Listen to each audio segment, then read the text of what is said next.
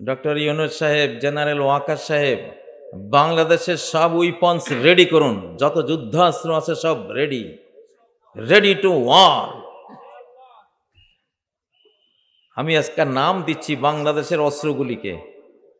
আমাদের সব গান হলো 817 গান, 817 tank, 817 fighter jet, 817 machine gun, 817 howitzer.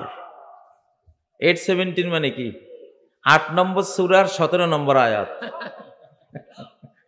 817 মানে কি?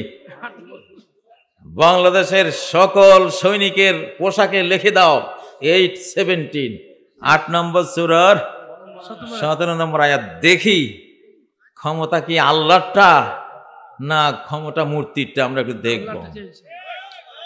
817 আয়াতটা কি?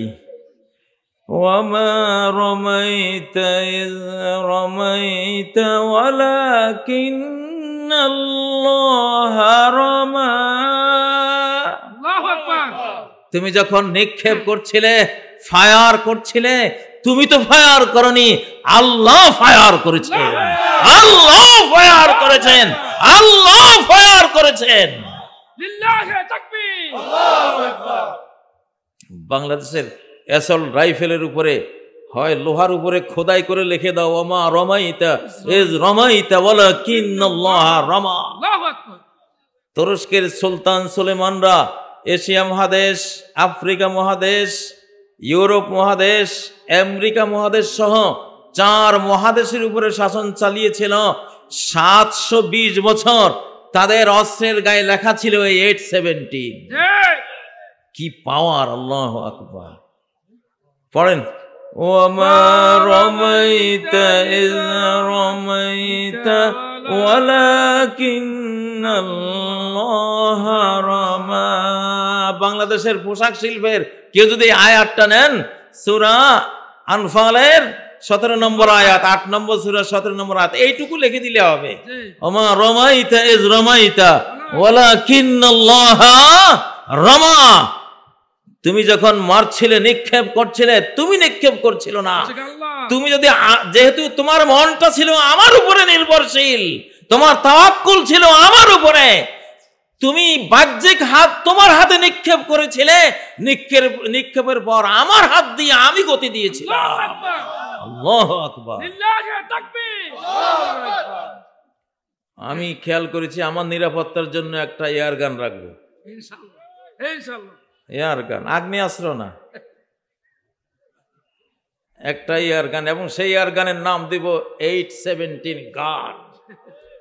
যদি আমি সেটা ওই আয়াত পড়ে হৃদয় থেকে, আমি দুশ্মন যদি আমাকে আক্রমণ করে, আমি যদি ওইটা দিয়ে আক্রমণ করি, আমার মনে হয় এই পৃথিবীতে সে থাকতে পারবে না। আমরা চাই, কারা কারা চান বাংলাদেশে 817 এর ক্ষমতা দেখতে? লিল্লাহি তাকবীর, লিল্লাহি তাকবীর। ডক্টর ইউনূস জিন্দাবাদ, জেনারেল ওয়াকার জিন্দাবাদ। মনে করবেন হুজুর আপনারা কিছু দিয়েছে নাকি? না রে ভাই, আমরা কিছু, আমাদের একটা গ্রুপ আছে, আধ্যাত্মিক গ্রুপ, এরা শাহজালাল শাহপরান গ্রুপ। আমরা কিছু আধ্যাত্মিক বার্তা কারো ব্যাপারে পেলে তখন মুখ খুলি যে হ্যাঁ এই মানুষটা এই, আন্দাজে কখনো বলি, কখনো না। মানুষের মনটা কার হাতে? আল্লাহ। আমরা খুব বিপদের মুহূর্তে ডক্টর ইউনূস সাহেবকে পেয়ে বিরাট একটা আল্লাহর আশ্রয় পেয়েছি। খুব বড় বিপদের মুহূর্তে জেনারেল ওয়াকার সাহেবের মাধ্যমে একটা বিশাল আমরা আশ্রয় পেয়েছি। তো এই পর্বের জন্য আমাদের আল্লাহ তাআলা যাদেরকে দিয়ে উপকৃত করেছেন, অবশ্যই তাদের কোনো না কোনো একটা দিক আছে যেটা রব্বুল আলামিনের কাছে পছন্দ। লিল্লাহি তাকবীর। সারা বাংলাদেশে তোমরা যা বানাইবা, লাঠি একটা বানাইলেও 817 লিখে রাখবে। ওমা রামাইতা ইয রামাইতা ওয়ালাকিন্নাল্লাহা রামা। আরে কি বলো, আফগানিস্তান যুদ্ধে বালু মেরে ট্যাঙ্ক উড়িয়ে দিয়েছিল, 12টা ট্যাঙ্ক, 1 ডজন ট্যাঙ্ক দাঁড়িয়ে আছে এক আফগান যোদ্ধা এই বালি নিয়ে শাহাতিল উজু বিসমিল্লাহ লা ইলাহা ইল্লাল্লাহ আল্লাহু আকবার বলে মেরেছিল। 12টা ট্যাঙ্ক চোখের সামনে উড়ে গেছে। আফগানিস্তানে আমি আল্লাহকে দেখেছি একটা বইয়ের নাম শুনেছেন? হ্যাঁ, ওই বইতে এটা লেখা আছে। আল্লাহু আকবার। পৃথিবী আমার মনে হয় বাংলাদেশে আসলে আল্লাহর ক্ষমতা দেখবে,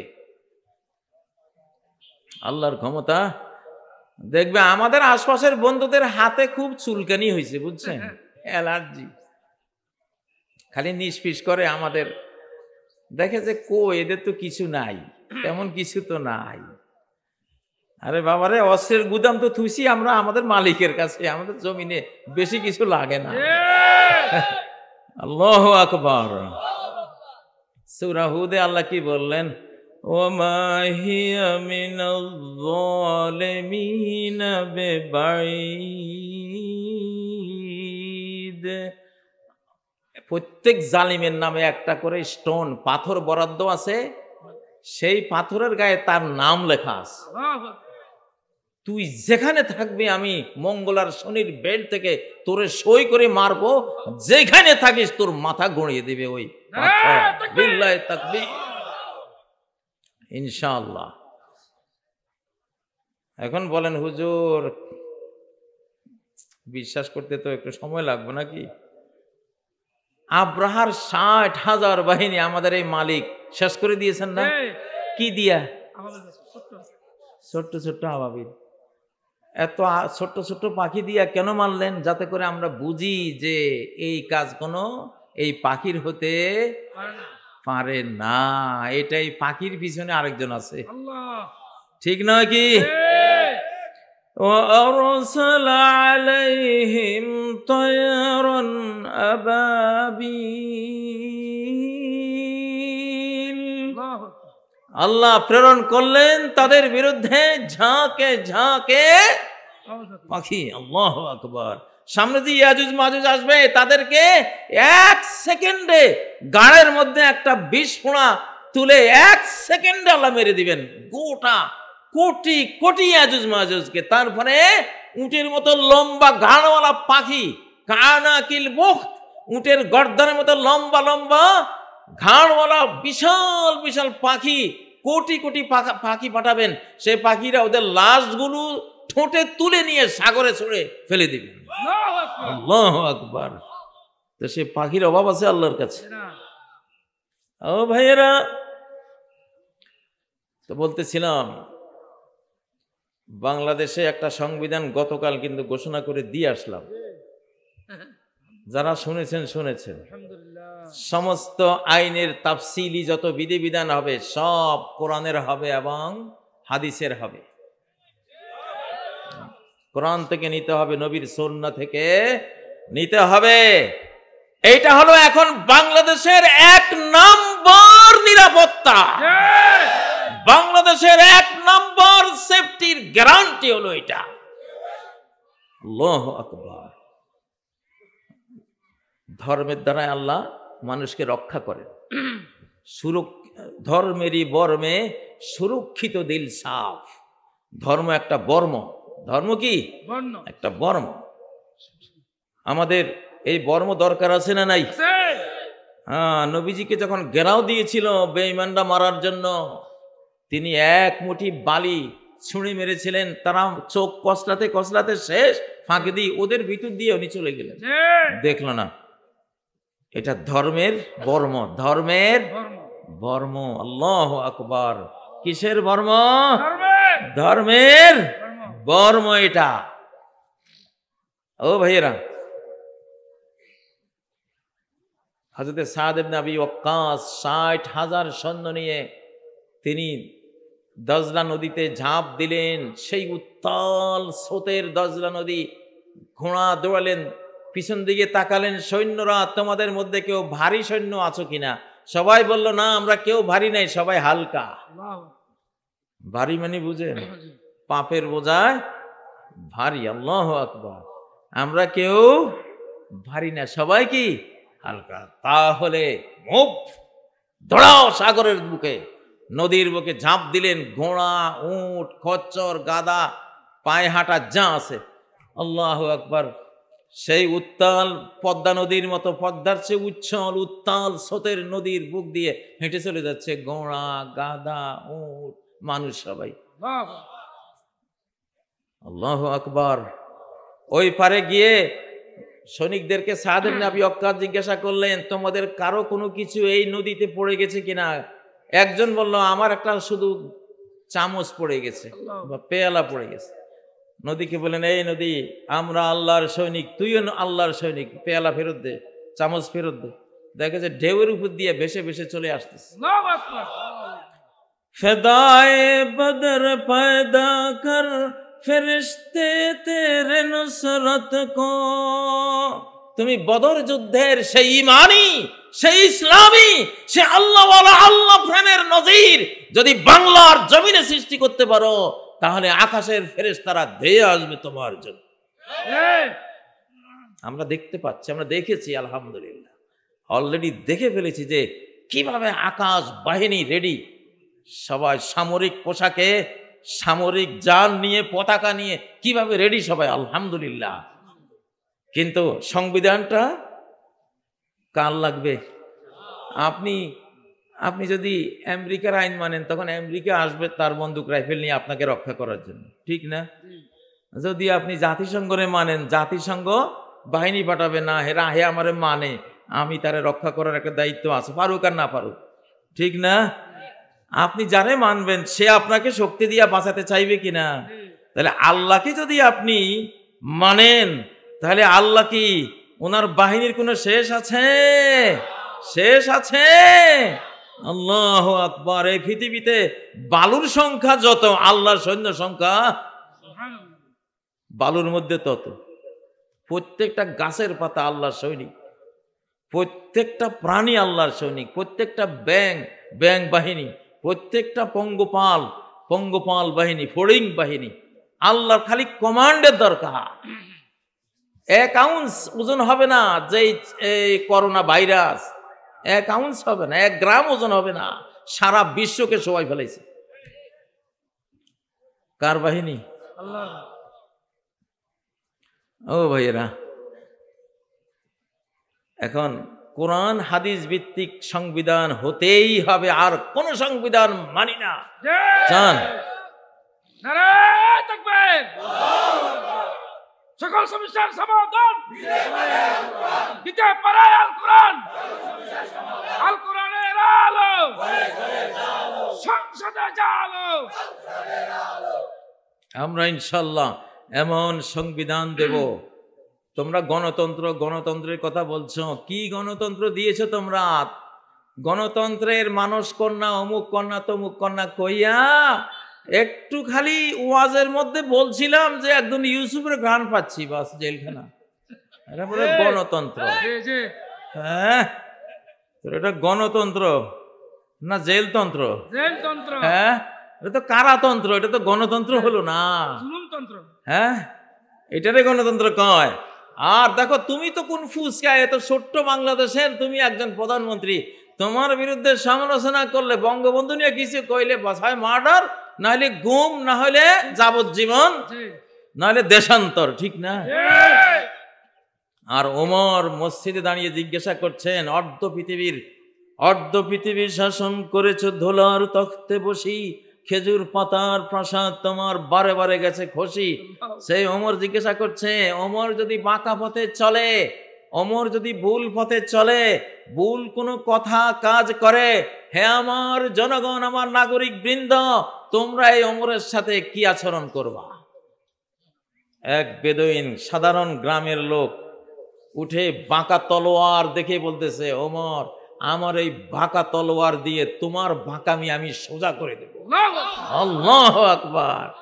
ওমর খুশিতে আটখান হয়ে গেলেন। আলহামদুলিল্লাহ, হে আল্লাহ, সকল প্রশংসা তোমার, যে ওমরের নাগরিকদের মধ্যে এমন সব নাগরিকদেরকে রেখে দিয়েছে যে নাগরিকরা ওমরের বক্রতাকে সোজা করে দেবে।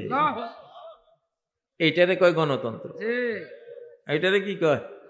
গণতন্ত্র। যে তুমি সমালোচনা করলে পুরস্কৃত হইবা। সে আমার ভুলটা ধরে দিছে, আলহামদুলিল্লাহ।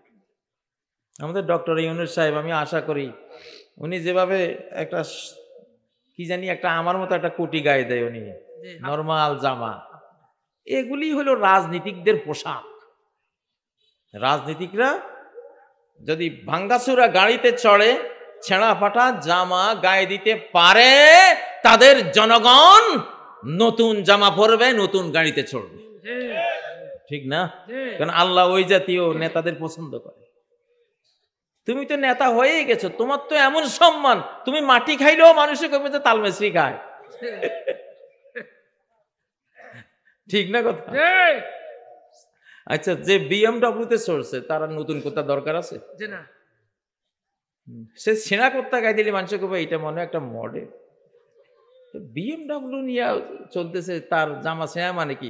নিশ্চয়ই এটার মধ্যে কোনো সভ্যতা ভদ্রতা আছে, একটা কালচার, একটা মডার্ন কোনো একটা লাইফ এখানে আছে, ঠিক না কথা?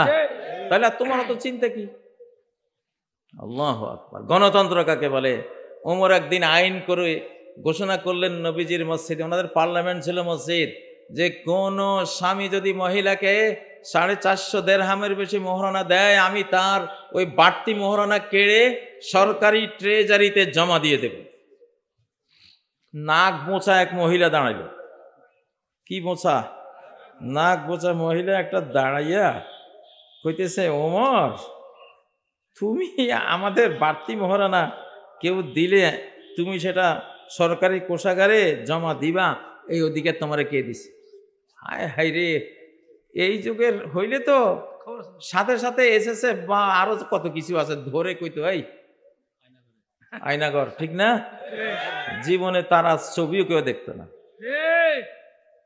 আর ওমরের সামনে দাঁড়িয়ে, আল্লাহু আকবার। গণতন্ত্র কাকে বলে? বলে যে ওমর, আমার আল্লাহ কোরআনে বলছেন, কি বলছেন? ওয়াকাদ ওয়াতাইতুম ইহদাহুন্না কিনতারা, যদি কোন স্ত্রীকে তার স্বামী একটা গরুর চামড়ার ভেতরে যত স্বর্ণ ধরে সেই পরিমাণ স্বর্ণ যদি মোহরানা দেয়, তালাক দিলে আর এক ভরিও সেখান থেকে ফেরত নিবা না, এটা কাপুরুষতা, নিতে পারবা না। আল্লাহ বলতেছে, এখন স্বামীর যদি ধরেন স্বর্ণের পাহাড় তার আছে, সে গরুর চামড়া পরিমাণ চামড়ার ভিতরে যে কয় মন ধরে এই কয় মন তার স্ত্রী দিলে দিতেই তো পারে, দিতে পারে না? তা আল্লাহ কইতেছে, এক চামড়ার ভিতরে, গরুর চামড়ার ভিতরে যত স্বর্ণ ধরবে তত স্বর্ণ মোহরানা দিলেও তালাক দিলে আর ফেরত নিতে পারবো না। তাহলে তো বুঝে গেল পারমিশন আছে বেশি দেওয়ার। তুমি কে ওমর? 450 দিরহামের বেশি হইলে ট্রেজারিতে জমা দিবা? ওমর কয় খাইছে রে। ওমর সাথে সাথে আইন রহিত করে দে, বাতিল, আইন বাতিল। কয় যে ইয়া ওমর সাকিলাত কা উম্মুকা, ওমর ওমর তোর জন্য তোর মা কাঁদুক, সবাই তোর থেকে বেশি বুঝে, তুই একলা কম বুঝিস। ওমর নিজেকে শাসালেন। আল্লাহু আকবার। যাদের হৃদয় জুড়ে আল্লাহর জালাল, আল্লাহর জামাল, আল্লাহর জাঁকজমক, আল্লাহর অনন্ত ক্ষমতার কল্পনা যাদের মনোজগতে থাকে, তারা তাদের নিজেদের কোনো জাঁকজমক, ইগো, নিজের কোনো অহংকার এগুলি রাখে, এগুলি তারা দাফন করে দেয়। আল্লাহ মিটা দো আপনি হস্তি কো अगर कुछ मर्तबा चाहो, যদি বড় মর্যাদা চাও নিজের ইগো মিটিয়ে দাও, নিজের কোনো অহংকার রেখো না। কে দানা খাক মে মিলকর গুলে গুলজার হতা হ্যায়, একটা শস্য দানা যখন মাটিতে নিজেকে বিলীন করে দেয়, মাটির নিচে নিজেকে বিলীন করে দেয়, তখন বিশাল গাছে পরিণত হয়। সুবহানাল্লাহ। বিনয়ে মানুষ কি হয়? বড় হয়, ঠিক না? কার আইন চাই? আল্লাহ। গণতন্ত্র চাইলে ওমরের গণতন্ত্র চাই, ইসলামের গণতন্ত্র চাই, আল্লাহর আইনের গণতন্ত্র চাই, আল্লাহর আইনের বিচার চাই। এক চুন্নির হাত কাটার মাসলা আসছে, কোরাইশের বড় বড় লোকেরা সুপারিশ করছে, এত বড় সম্ভ্রান্ত পরিবারের মেয়ে, ইয়া রাসূলুল্লাহ তার হাত কাটেন না। নবীজি রেগে গেলেন, লাউ আন্না ফাতিমাতা বিনত মুহাম্মাদিন সারাকাত লাকাতাতু ইয়াদাহা, যদি মুহাম্মাদের কন্যা ফাতেমা রাদিয়াল্লাহু আনহা চুরি করত আমি তার হাত কেটে দিতাম। এটারে বলে কি ইসলাম, গণতন্ত্র, ন্যায় বিচার, সাম্য। এটা একমাত্র পাবেন কোথায়? আল কোরআনে। আল কোরআনে পাবেন। আল কোরআন দিয়ে যারা দেশ চালায় তাদের মধ্যে পাবেন। সুবহানাল্লাহ। ও ভাইয়েরা, ওমর একদিন জুমার খুতবা দিতে আসলেন। জুমার খুতবার মধ্যে দেখা গেল একটা নতুন জামা গায়ে। তার এক নাগরিক তাকে প্রশ্ন করলো, ওমর আপনি যেই জামাটা গায়ে দিয়ে আসছেন যে কাপড়ের, এরকম কাপড়ের এক টুকরো তো আমরা সবাই পেয়েছি, আমার ভাগেও এক টুকরা পড়েছে, তো এক টুকরা দিয়ে তো এত বড় জামা হয় না, আপনার কেমনে হলো? আপনি কি রাষ্ট্রের এক টুকরা জামা আত্মসাৎ করেছেন? আপনি খতিব হয়ে এসেছেন, খুতবা দেওয়ার আগে জবাব দিতে হবে। আপনার গায়ে এত বড় জামা ওই কাপড় দিয়ে কিভাবে তৈরি হলো? জবাব দেন আগে, পরে খুতবা দিবেন। মিয়া এটারে কয় গণতন্ত্র। ওমর বললেন, কি বললেন? দেখো, তুমি যেমন এক টুকরা পেয়েছো, আমার ছেলে আব্দুল্লাহও এক টুকরা পেয়েছে। তো আমার ছেলে আব্দুল্লাহ আমাকে বলেছে, বাবা এক টুকরায় তো তোমারও হয় না আমারও হয় না, তো তোমার তো জামা নাই, তুমি অর্ধ পৃথিবীর শাসনকর্তা, তোমার তো একটা জামা নাই, তো আমার টুকরাটা বাবা আমি তোমারে দান করলাম। আল্লাহু আকবার। আল্লাহ এমন একটা শাসন ব্যবস্থা, এমন একটা শাসক গোষ্ঠী আমাদেরকে দান করেন। আল্লাহ দেবেন ইনশাআল্লাহ, আমি আশাবাদী আল্লাহর কাছে। কথা এগুলি যখন আল্লাহ মুখ দিয়ে ছুটাচ্ছেন এই বাংলার জমিনে, আলেমদের মুখে, ওয়াইজ বক্তাদের মুখে, নিশ্চয় আল্লাহ দেবেন ইনশাআল্লাহ। ও ভাইয়েরা, নিরাশ হওয়ার কোনো কারণ আছে? কোনো কারণ নাই। তো যে সংবিধানটা দিলাম এইটা হলো খাওয়ার সংবিধান। কিসের সংবিধান? ইনশাআল্লাহ পেট খালি করো ভাই। এই সংবিধান যদি বাংলাদেশে পাস হয়ে যায়, খাইয়া কুলাইবে না, এত রিজিক আসবে, এত রিজিক আসবে। রিজিক কি আমাদের পার্শ্ববর্তী দেশে না আসমানে? وَفِي السَّمَاءِ رِزْقُكُمْ وَمَا تُوعَدُونَ। তোমাদের সমস্ত রিজিক একমাত্র কোথায়? আসমানে। আল্লাহু আকবার। একবার উত্তরাঞ্চলে মানুষ আলু ক্ষেত করেছিল, যত আলু খেতে গিয়ে যত খোঁড়ে খালি আলু বাইরে, 1 হাত 1.5 হাত খোঁড়ে খালি আলু আর আলু। সুবহানাল্লাহ। সেই বছর আলু দিয়ে গৃহস্থের গড় দুয়ার সব ভরা, এত আলু। আচ্ছা, আলু যেখানে লাগায় না হয় 1 বিঘত পর্যন্ত আলু হয়, 1-1.5 হাত গভীরে আলু যায়? হ্যাঁ যায়, যদি আকাশ থেকে পারমিশনটা আসে। সুবহানাল্লাহ। বাংলার এই জমিন, আমরা 30 কোটি আছি আনুমানিক, আরো 30 কোটি মানুষ খাইতে পারবে ইনশাআল্লাহ, যদি আমরা আল্লাহর বিধানে দেশটা চালানো শুরু করি। আমি তো দেখি ফেলাইছি বরকত, আলহামদুলিল্লাহ। বিধানটা দিতে দিতে বরকত দেখে ফেলছি অলরেডি। এই সংবিধান পাশ করে না ইনশাআল্লাহ, এটা আকাশ গাইডেড সংবিধান, আকাশ প্রটেক্টেড সংবিধান।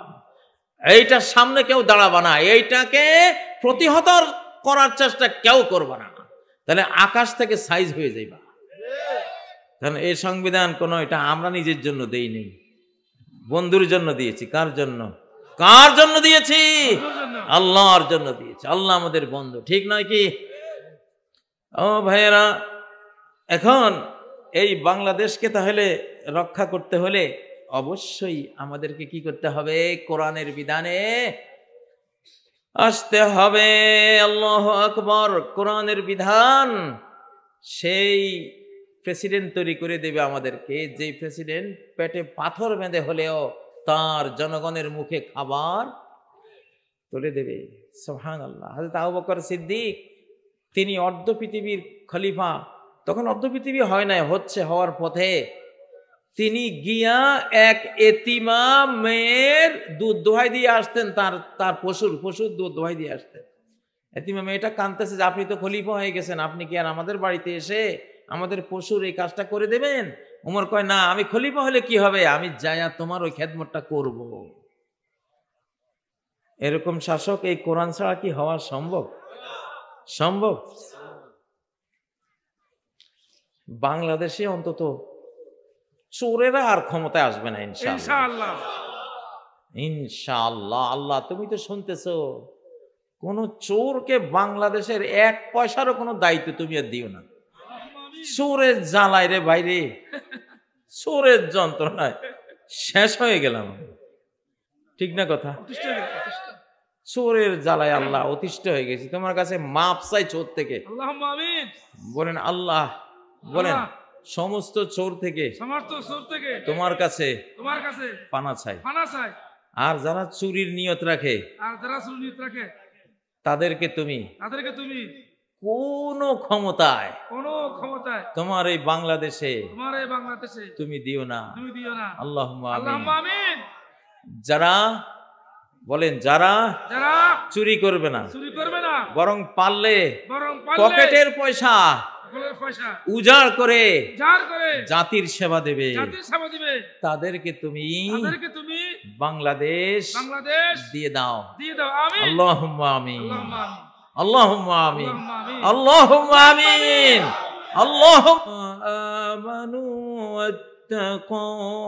যদি রাষ্ট্রের মানুষেরা, জনপদের মানুষেরা ঈমান আনত, বিশ্বাস করত, আমার বিধিবিধান মেনে তাকওয়ার জীবন যাপন করত, লাফাতাহনা আলাইহিম, আমি খুলে দিতাম তাদের জন্য বারাকাতিম মিনাস সামাই ওয়াল আরদ, আকাশের বরকতের দুয়ার খুলে দিতাম, জমিনের বরকতের দুয়ার খুলে দিতাম। আপনারা কি এই দুয়ার খুলতে চান? কারা কারা চান? কারা কারা চান?